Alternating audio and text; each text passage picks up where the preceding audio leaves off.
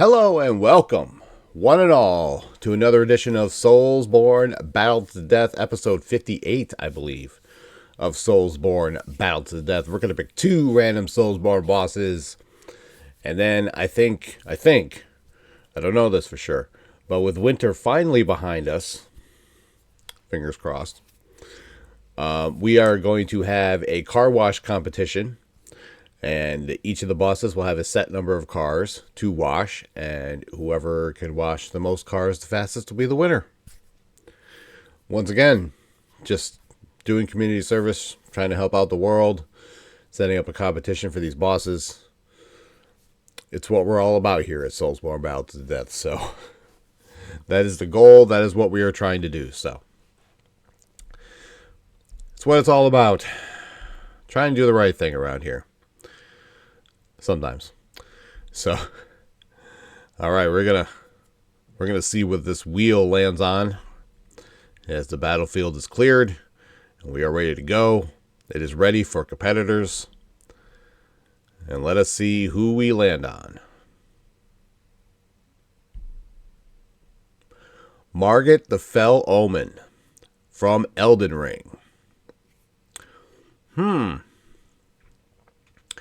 By the time this episode comes out of SoulsBorne Battle to the Death, I probably will have fought Margit the Fell Omen in my No Crimson Flask run in Elden Ring. So, I wonder how that's going. I might still be fighting him as we speak.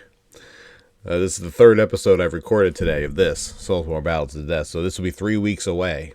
Am I still fighting him 3 weeks later? I freaking hope not. Better not be. Margit is tough.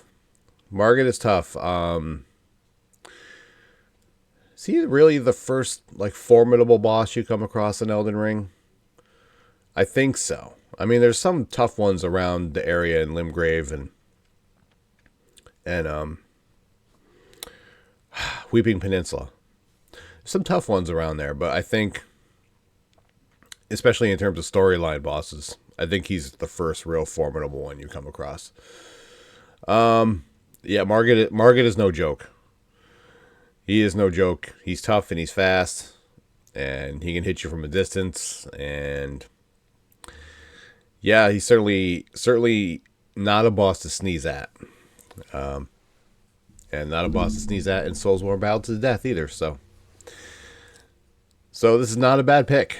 Not a bad pick whatsoever. We're going to take this wheel for another spin. We are going to determine the opponent for Margit the Fell Omen in this car washing competition. I'm sure Margit could wash a lot of cars. Sure he can. He seems like an able kind of fellow. Calling any SoulsBorne boss an able kind of fellow just doesn't work. It just doesn't work. I know, it's so weird and out of place, because it is weird and out of place. So that's really all I got to say. All right, we have Margit the Fell Omen in one corner, Pontiff Sullivan from Dark Souls 3. That is a hell of a fight, actually. Let me take a quick look and make sure this fight hasn't already occurred, because if it has, then we have to repick. Alright, we should be good to go. As far as I can tell on this list, Margit the Fell Omen was picked 2 weeks in a row, and he fought the Nameless King and Estelle Nacho-Born of the Void in episodes 46 and 47. I could have sworn I picked Pontiff Sullivan before, but I can't find him anywhere on this list, and I don't know what is going on with that. I keep landing on people, and I'm like, I've had them before. I know I've had them before, and I can't find them anywhere. I have a list of all the fights here I've done in SoulsBorne Battle to the Death, and I can't find him. I swear I've had him, but I guess not. I'm just losing my freaking mind. That's what's going on here. My notebook fell on the floor. Oh. Anyway. So, Margit the Fell Omen and Pontiff Sullivan is the fight. I think that is a hell of a fight. I think it's possibly main event, but most likely semi-main event. in this fight card that we're putting together. So yeah, that's a damn good fight. I don't hate that at all. So we're going to go to the contractually obligated bio. So let's have a look at Margit, the Fell Omen. Not a lot in the way of lore surrounding Margit. Really what it comes down to is after the Shattering took place, Margit really took his place as someone who challenged people who had eyes on being a lord, and he gained notoriety for crushing their dreams, so to speak, and stopping people from becoming a lord. So really, in a nutshell, Margit was just kind of like, after the Shattering happened, he just woke up one morning, he's just like, well, everyone's going to try to become Elden Lord, I guess I'll just stop everybody. That's really what it boils down to. And then, of course, he comes across you, and he can't stop you, so, yeah. You basically put him in his place and put him down, and then he goes away, and then he comes back later as Morgott, the Omen King. And he stands across... He took his place as protecting the Erd Tree, and basically got no love for that, so that was Margit / Morgott's thing. He does make one other appearance as he takes the guise of a commoner outside the city of Lindell, and then when you approach him, he becomes Margit again, and then you have to fight him all over again. But that's basically the story of Margit. He is a tough boss with some punishing combos, and he can close distance very quickly as well. So viewed on a level playing field, I think Margit really can stand up to any boss, or most bosses in the SoulsBorne universe. And yeah, I think him versus just about any boss is a worthy fight in SoulsBorne Battle to the Death.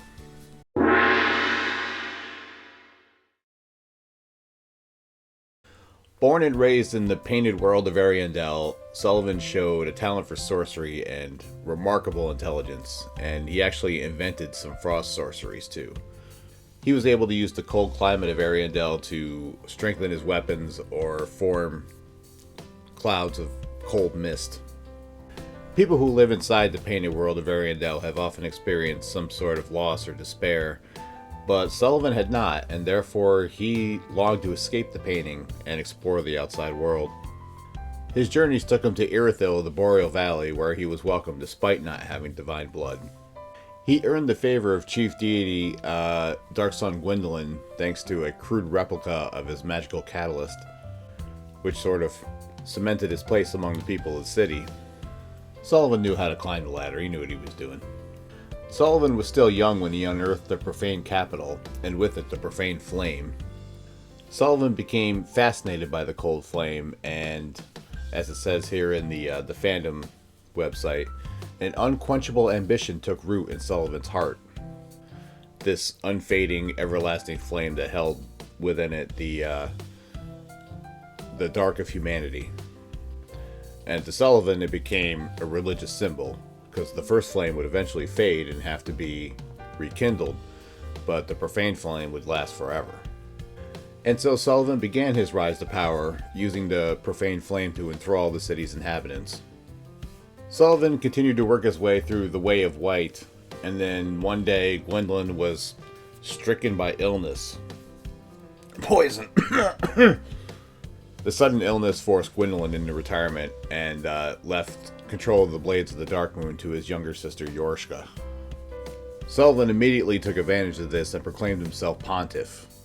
The Silver Knights and the Blades of the Darkmoon could have acted against this improper proclamation, but Pontiff imprisoned Gwendolyn, so that basically holding him hostage so that neither the Knights or the Blades could react. They were too afraid to see Gwendolyn get killed.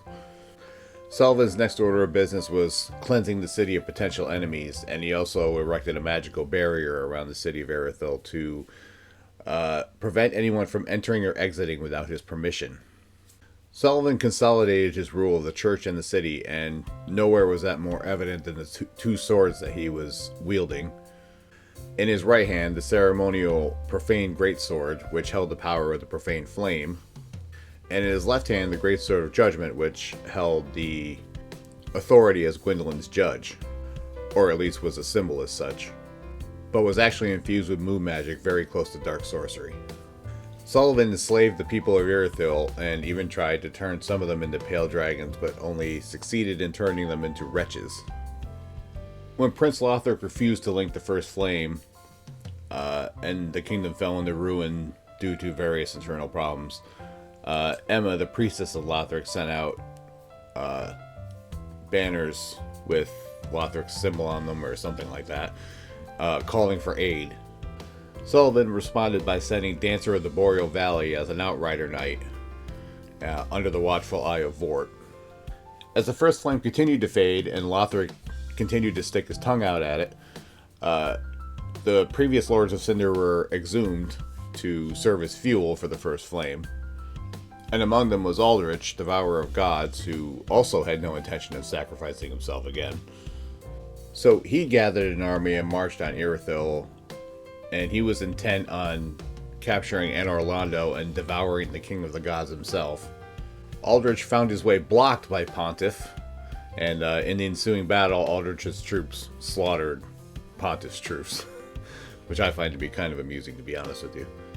But despite his defeat at the hands of Aldrich, Sullivan still remains in Irithyll, in the cathedral, and is still working to regain control of it, even as you, as the Ashen One, enter the city in the game.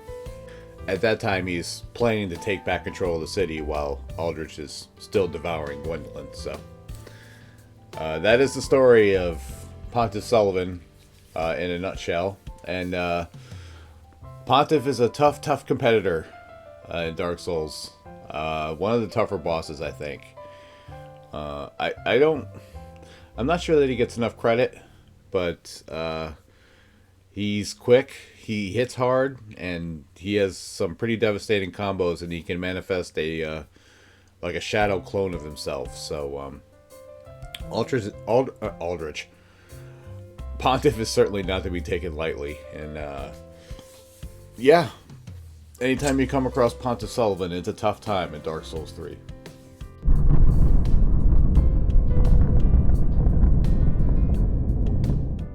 I really think this has the potential to be an amazing fight. And once again, when I do these battles to the death, I try to look at the bosses on a level playing field. I say that all the time.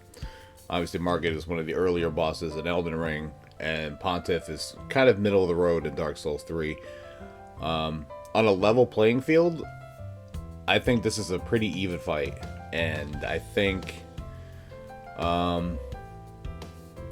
this is really tough to call. I think this is really tough to call.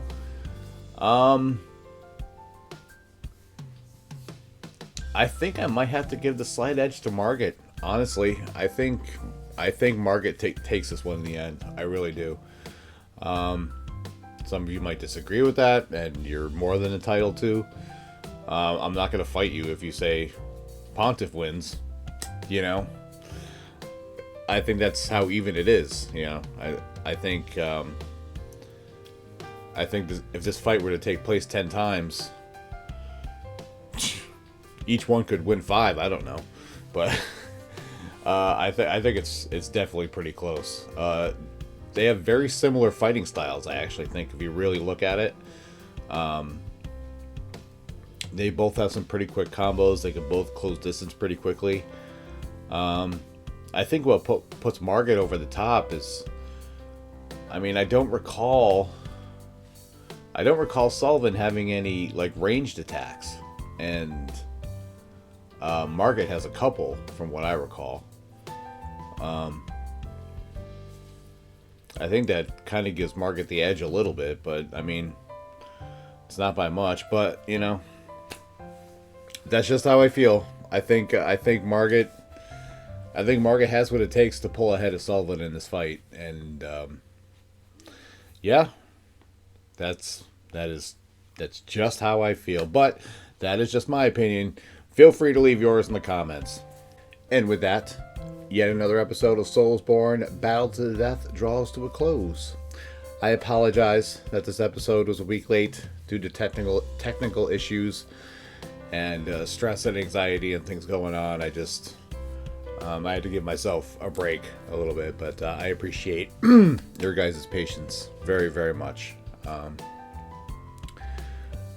It's very much appreciated. Let me just say that. RobertBlanchardBooks.com. If you're interested in the award-winning Roar of a Dragon series, you can read the first 3 chapters of each book there for free. If you'd like to hear more about them, the Rise of Dragons podcast, wherever you find your favorite podcasts. My Linktree, my Instagram, my Twitter are all Bobby's World 2110. Mondays, 3 p.m. Eastern Standard Time is the Elden Ring Crimson Flask. No Crimson Flask run. No Crimson Flask run. That's the whole point of the series. No Crimson Flask. We are still working our way through Stormvale Castle. I think this past Monday's episode was... I had to cross that battlefield in Stormvale Castle. You probably know the one I'm talking about. Basically the one where everyone is waiting for me. And you kind of have to cross to get to the site of grace on the other side. And there's an omen creature on the other side. You know what I'm talking about. So... that is that episode.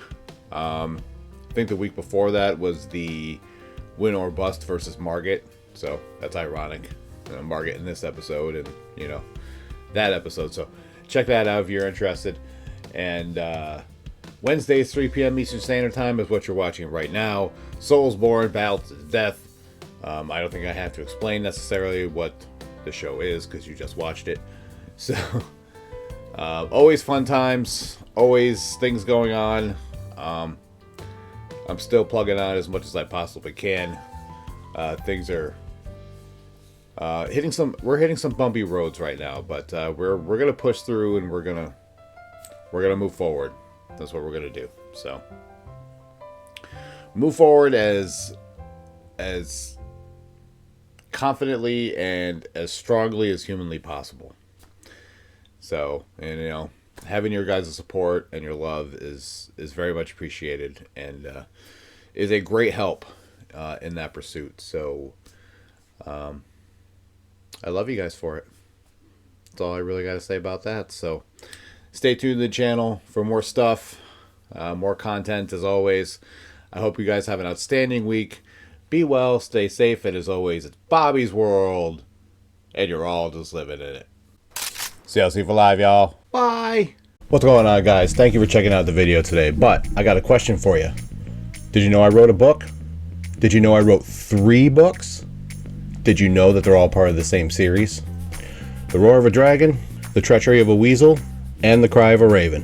ReadersFavorite.com says that its intensity rivals that of the Game of Thrones series. Now, I personally think that's crazy, but it's not for me to judge. It's for you to judge. Go to RobertBlanchardBooks.com and you can check out the books right now. But wait, that's not all. All 3 books got 5-star reviews in ReadersFavorite.com. These books won the silver medal in the Literary Titan Awards. The Cry of a Raven won silver at the Global eBook Awards. So what are you waiting for? Read about Aiden's dream to become a Knight of Delmar. Read about his death and resurrection. Oops, I gave that away, didn't I? And read about his journey back home from 3,000 years in the future to stop the evil that started in Delmar. Go to RobertBlanchardBooks.com. You can read the first 3 chapters of each book there for free. And then, if you're interested, you can buy the books there as well. And if you've already read the books or you just want to hear more about them, you can check out the Rise of Dragons podcast. You can listen to it wherever you listen to your favorite podcast. And in every episode, I cover a character from the book, an event from the book, my journey into writing, and everything in between. Ripley, what do you got to say about all this? Give me a treat or I will end you. You know she's telling you to check out the books. Go to RobertBlanchardBooks.com to check out the books or listen to the Rise of Dragons podcast if you want to hear about them. That's all I got to say, and thank you for watching this video.